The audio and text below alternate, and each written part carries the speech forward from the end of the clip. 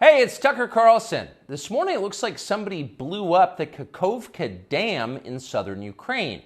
The rushing wall of water wiped out entire villages, destroyed a critical hydropower plant, and as of tonight puts the largest nuclear reactor in Europe in danger of melting down.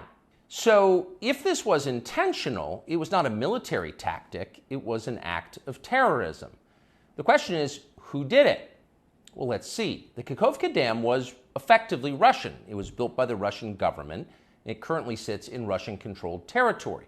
The dam's reservoir supplies water to Crimea, which has been, for the last 240 years, home of the Russian Black Sea Fleet. Blowing up the dam may be bad for Ukraine, but it hurts Russia more. And for precisely that reason, the Ukrainian government has considered destroying it. In December, the Washington Post quoted a Ukrainian general saying his men had fired American-made rockets at the dam's floodgate as a test strike. So really, once the facts start coming in, it becomes much less of a mystery what might have happened to the dam.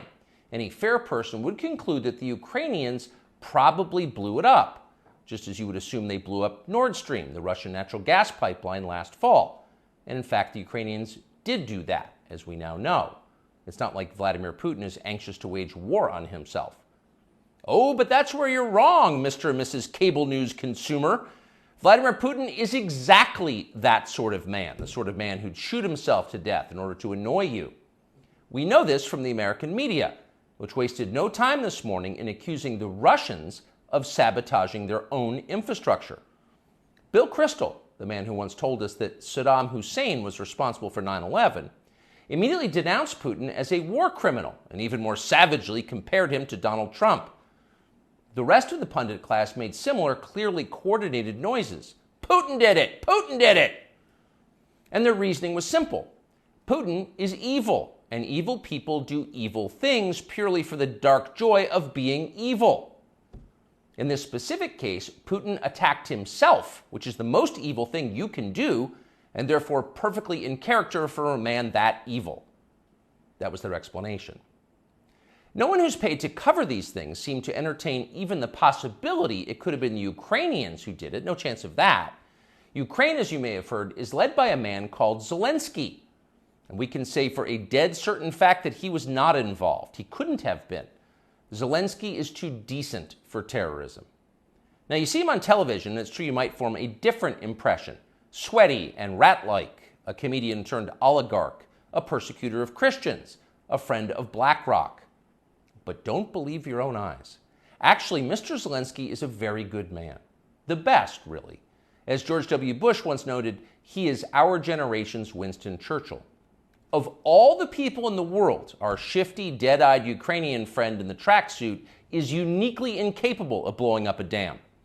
He's literally a living saint, a man in whom there is no sin. That's why Lindsey Graham is so attracted to him.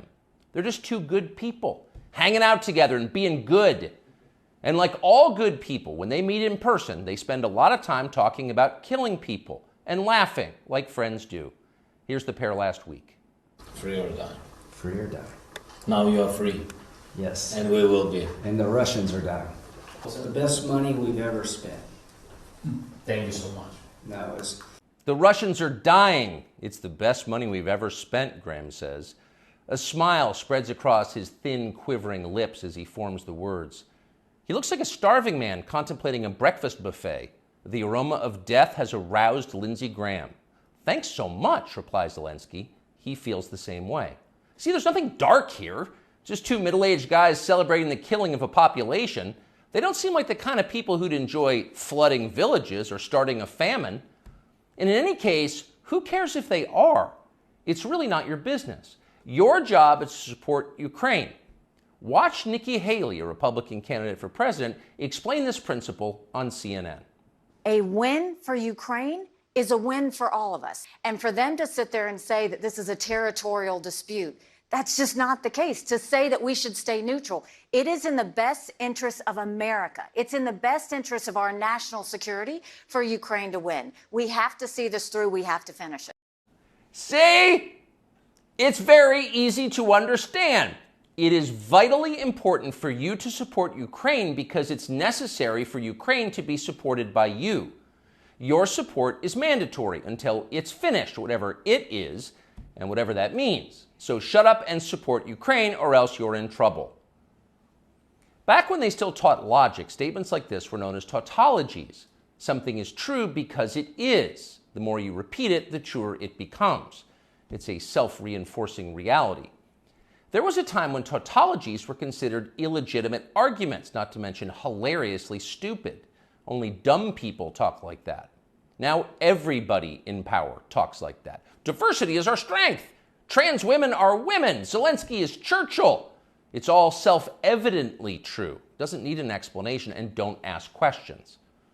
Sound familiar? Of course it does. That's the pap they're serving us day after day in steaming, lumpy portions.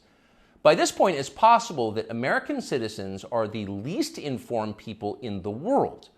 Your average yak herder in Tajikistan knows who blew up the Nord Stream pipeline. It's obvious. Does he think some skinny dude in a dress is actually a girl? Come on. That idea would never occur to him. You've got to be lied to at full volume over a period of years in order to reach conclusions like that. And of course, we have been. The media lie. They do. But mostly they just ignore the stories that matter. What's happened to the hundreds of billions of US dollars we've sent to Ukraine? No clue. Who organized those BLM riots 3 years ago? No one's gotten to the bottom of that. What exactly happened on 9/11? Well, it's still classified. How did Jeffrey Epstein make all that money? How did he die? How about JFK? And so endlessly on. Not only are the media not interested in any of this, they are actively hostile to anybody who is. In journalism, curiosity is the gravest crime. Yesterday, for example, a former Air Force officer who worked for years in military intelligence came forward as a whistleblower to reveal that the U.S. government has physical evidence of crashed non-human-made aircraft, as well as the bodies of the pilots who flew those aircraft. The Pentagon has spent decades studying these otherworldly remains in order to build more technologically advanced weapons systems. Okay, that's what the former intel officer revealed, and it was clear he was telling the truth. In other words, UFOs are actually real, and apparently so is extraterrestrial life. Now we know. In a normal country, this news would qualify as a bombshell, the story of the millennium. But in our country, it doesn't. The whistleblower's account ran on a technology website called The Debrief, which you've probably never heard of. The Washington Post had that story, but decided not to run it. The New York Times, meanwhile, just pretended it never happened. On the front page of the New York Times website this morning, there were 5 stories about Ukraine, as well as 4 stories apiece about Donald Trump, trans people, and climate change, the usual lineup. There was nothing at all about how an alien species is flying hypersonic aircraft over our cities. Not one word. So if you're wondering why our country seems so dysfunctional, this is a big part of the reason. Nobody knows what's happening. A small group of people control access to all relevant information, and the rest of us don't know. We're allowed to yap all we want about racism, but go ahead and talk about something that really matters and see what happens. If you keep it up, they'll make you be quiet. Trust us. That's how they maintain control. When Western tourists first started traveling in large numbers to the Soviet Union in the early 1970s, they found that many Russians had a completely warped understanding of the United States. They thought that Americans lived in grinding poverty, in a state of perpetual race war, and were desperate to flee to the freedom and prosperity of the Eastern Bloc. They thought this because that's what they had been told. They had no way to know otherwise. The few Russians who understood what was really going on in the rest of the world had learned about it from listening to shortwave radio broadcasts, sometimes under the covers so the neighbors wouldn't hear. 50 years later, it is bewildering to consider the ironies here. We're the ones who live in ignorance now. The US government has managed to classify more than 1 billion so-called public documents. So at this point, we can't possibly know what our leaders are doing. We're not allowed to know.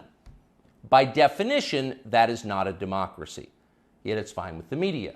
Secrecy is a powerful tool of control. Stop asking how we got so rich. Here's another story about racism. Go eat each other. That's the program. That's how most of us now live here in the United States. Manipulated by lies, silenced by taboos. It is unhealthy and it's dehumanizing, and we're tired of it.